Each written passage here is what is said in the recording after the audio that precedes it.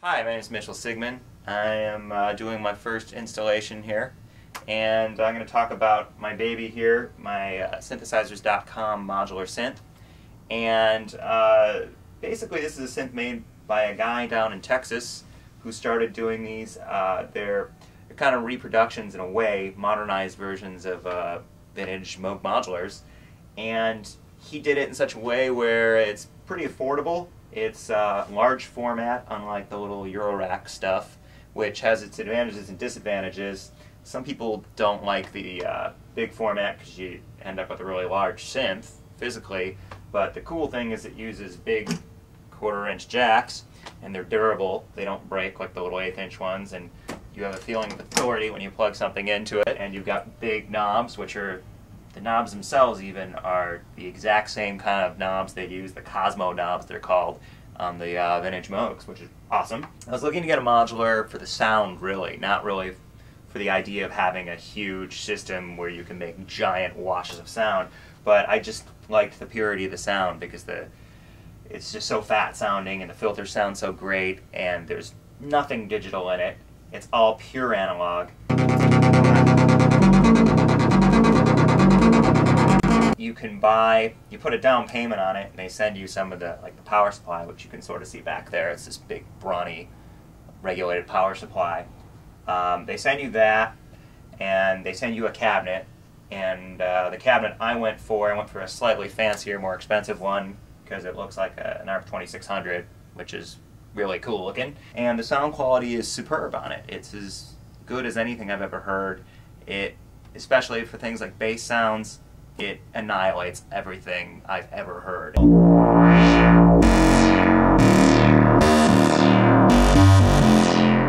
Including real analog synths like this Prophet, which sounds beautiful, but for pure, huge, fat sounds, probably the only thing that gets near it is like a Mini Moog, or that's probably it. I put it up against every plugin I can think of that's supposed to sound huge, and it makes plugins sound like toys.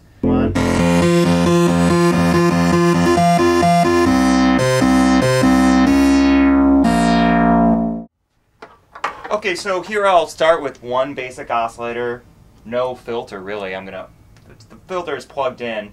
I have two filters in here. I have a transistor ladder filter, which means basically a Moog filter that sounds super fat.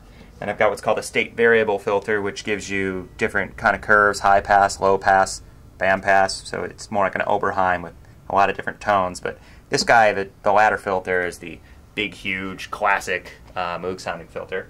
So, starting out, just a straight square wave.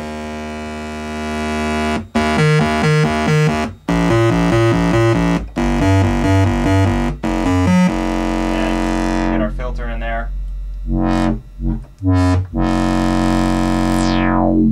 The classic Resi.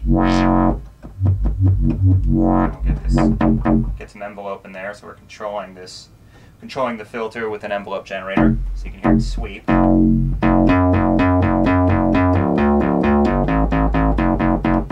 as you can hear already, hopefully, pretty huge. And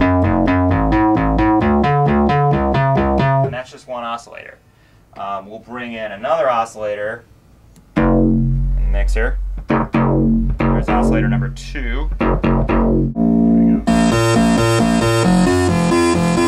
So pretty big, and I guess we'll move on to a different sound. I'm going to rewire a couple things here, and we'll get back. Okay, so here we've set up a patch that's it automatically repeats itself, so I don't have to play 16th notes because I don't play that good. And I've taken a low frequency oscillator, which is basically an oscillator that's just really quickly going up and down, and that is fed into the envelopes, so it's triggering the envelopes. So basically it's the equivalent of going like this, but it's doing it automatically for me. So I may hold down a key, and it's essentially flipping the volume on and off super fast, and it's opening and closing every time it clicks. It's opening the filter super quick. So you get this nice little sweep, and we can do some really kick-ass Donna Summer with this.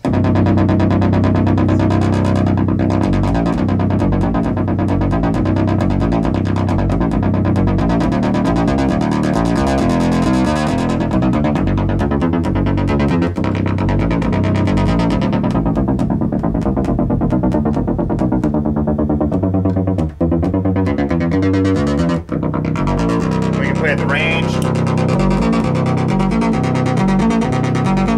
We can also bring in some noise, some chippy stuff.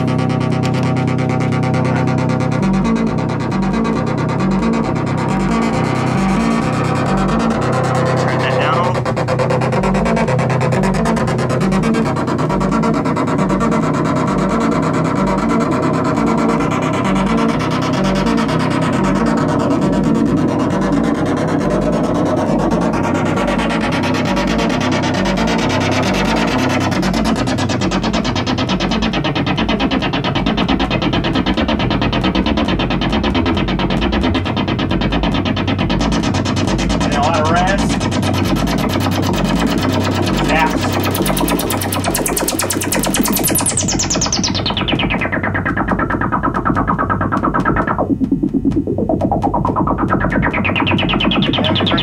Back to music again.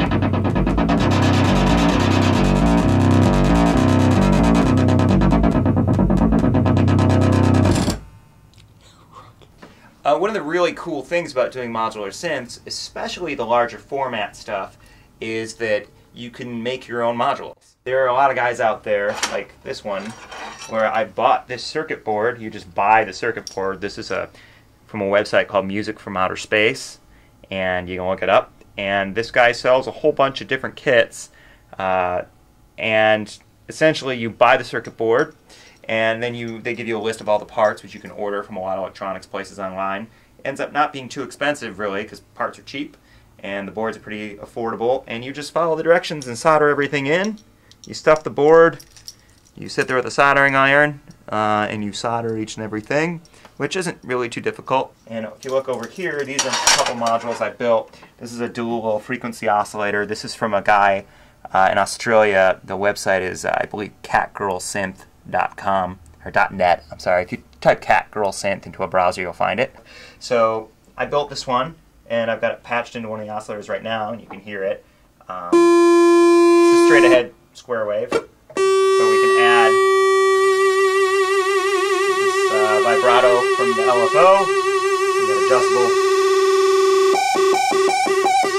and you can make it go super duper slow, or if we get it,